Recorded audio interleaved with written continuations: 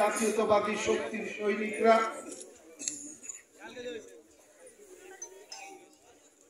এই এলাকার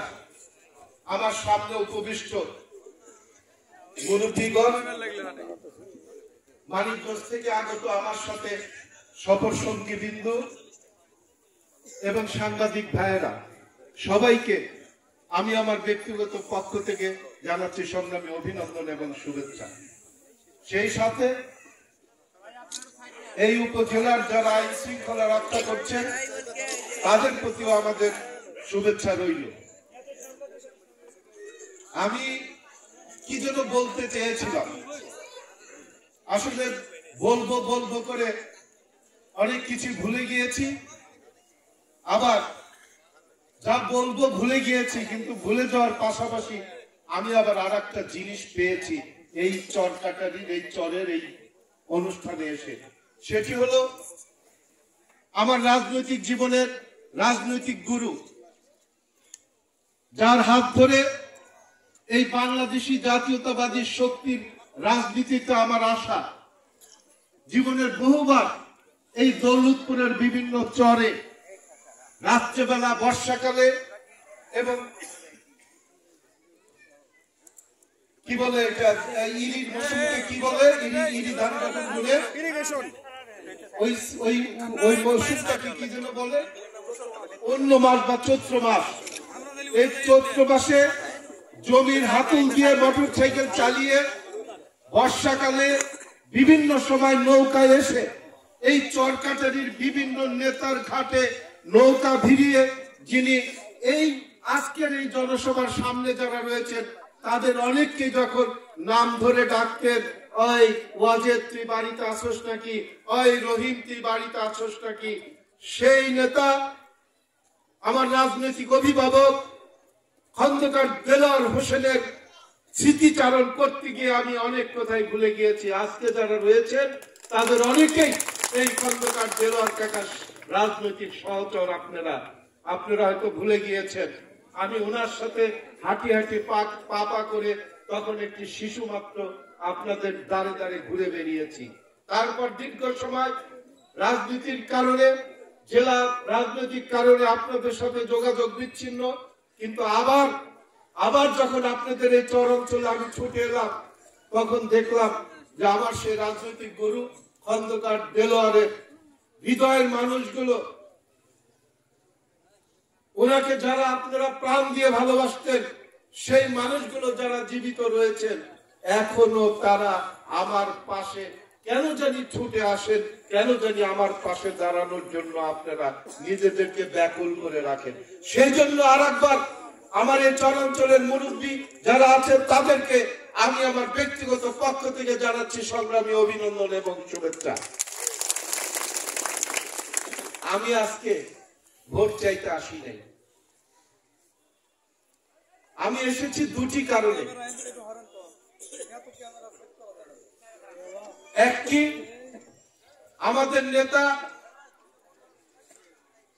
যিনি এই বাংলাদেশের স্বাধীনতা অর্জন করেছিলেন, শহীদ প্রেসিডেন্ট জিয়াউর রহমান, তারপর যখন গণতন্ত্র হারিয়ে গিয়েছিল সেই গণতন্ত্রকে পুনরুদ্ধার করার জন্য যে নেতা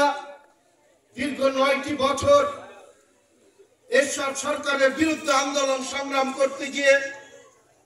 নিজের জীবনকে বিপন্ন করে দিয়ে এদেশের গণতন্ত্রকে রক্ষা করেছিল, আবার সেই গণতন্ত্র যখন ছলে বলে বিগত স্বৈরাচার সরকার এদেশের মানুষের ভোটের অধিকার ছিনিয়ে নিয়ে আপনাদের ভোটবিহীন ভাবে দীর্ঘ 15 বছর এই দেশ শাসন করেছে, সেই হাসিনা সরকারের নীল নকশায় বিনা কারণে বিনা অপরাধে দীর্ঘ 7টি বছর নির্মম কারাগারে নিক্ষেপ করে স্লো পয়জন করে যাকে মৃত্যুর মুখোমুখি ঠেলে দিয়েছিল, সেই বাংলাদেশের মুক্তিকামী মানুষের একমাত্র নেতা বেগম খালেদা জিয়ার জন্য দোয়া চাইতে উনি আজকে বিদেশের মাটিতে চিকিৎসার জন্য গিয়েছেন। ওনার জন্য দোয়া চাইতে পাশাপাশি আরেকটি বিষয় আমি ছুটে এসেছি, সেটি হলো আমাদের নেতা। আজকের এই সমাবেশে যেসব তরুণরা উপস্থিত রয়েছে সেই সব তরুণদের বুকে যার ছবি আঁকা, যিনি 1000 মাইল দূরে বসে থেকে নিজের জীবনকে বিপন্ন করে দিয়ে 24 ঘন্টা এদেশের মানুষের জন্য, এদেশের খেটে খাওয়া কৃষকের জন্য,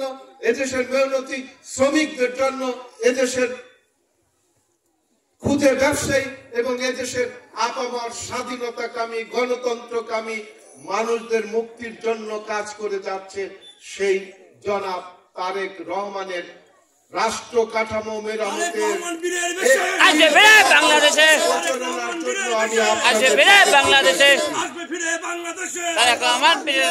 আজকে আমি বলতে চাই, আমার মূল কথায় যাওয়ার আগে আমি আরো স্মরণ করতে চাই খন্দকার দেলোয়ার কাকার মতো, জনাব হারুন রশিদ খান মুন্নু, জনাব শামসুল ইসলাম খান নয়া কাকা,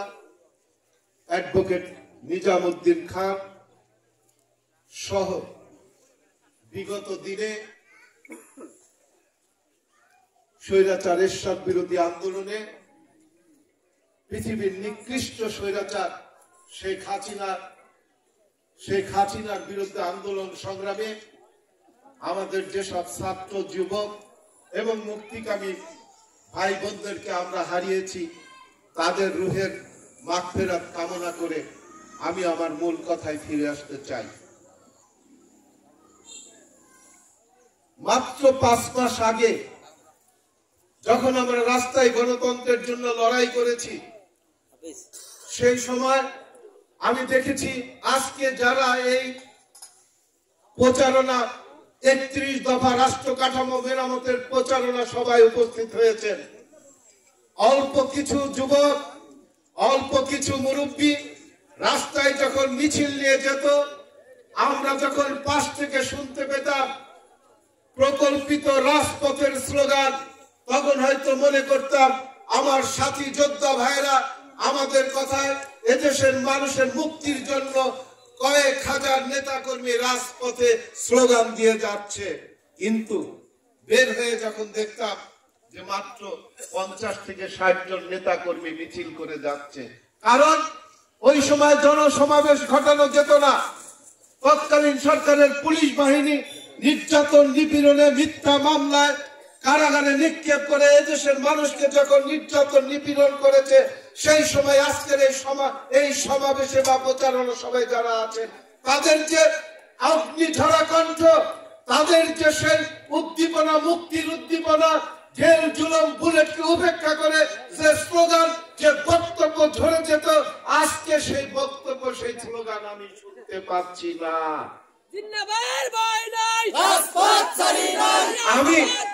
আমি আপনাদের কাছ থেকে সেই স্লোগান আবার শুনতে চাই।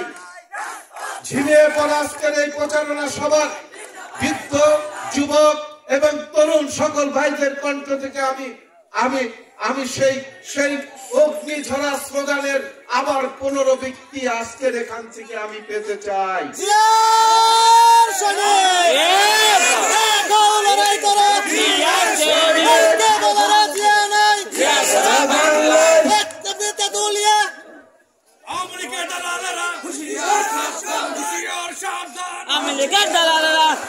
আপনাদের কণ্ঠ কি আসলে হারিয়ে গিয়েছে? না। আবারও যদি আমাদের আন্দোলন করতে হয়, আবারও যদি রাজপথে নামতে হয়, আবারও যদি একটি দাবেদার বিদেশি সরকারের কারণে আবারও যদি আমাদের এই অর্জিত গণতন্ত্র বিপন্ন হয়, তাহলে তো রাজপথ আবার কাঁপাতে হবে, রাজপথ আবার অগ্নিঝরা স্লোগান দিয়ে আমাদের দখলে রাখতে হবে। কিন্তু সেই জায়গায় আমি আবার ফিরে যেতে চাই। আজকে আমি আপনাদের